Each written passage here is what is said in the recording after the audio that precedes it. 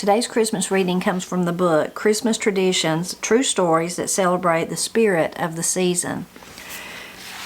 The story I'm reading out of the book, it was written by Janet Smart. Janet is one of my friends. She's a fantastic writer. She has a YouTube channel too. I will link to the YouTube channel and also to her website where you can see all of her books.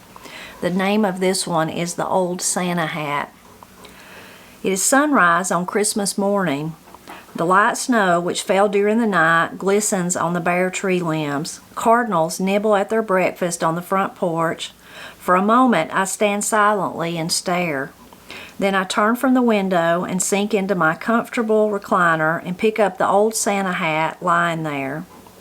I bite my lower lip and hold back the tears as I stare at the hat. Reaching down, I pull a short gray hair from the weave in the hat. The gray hair is not mine, nor is the old Santa hat. Both were my mother's. As I clench the hair in my hand, one tear slips out and rolls down my cheek. Mom loved Christmas. When I was a child, we made Christmas crafts together. The plump red Santa from Reader's Digest magazines, the pretty Christmas ornaments, and the styrofoam Noel wall hanging. Mom passed the gift of creativity on to me. 3 Christmas bags sit on the top shelf of my closet. Each bag contains handmade ornaments for my children. Every year I add more, and when they marry, it will be my gift to them, handmade Christmas ornaments for their first tree.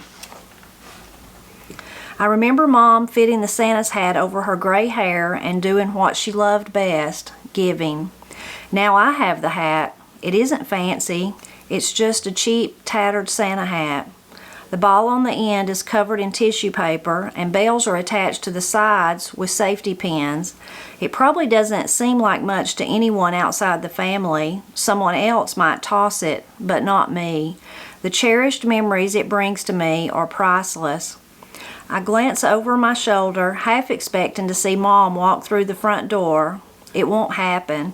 She passed away long ago, but her hat is tucked away with the decorations and ornaments, and every year I retrieve it along with the memories it holds and place it on top of my head as Mom did, and then with a smile on my face and a sparkle in my eyes, I pass out the presents and I remember Mom.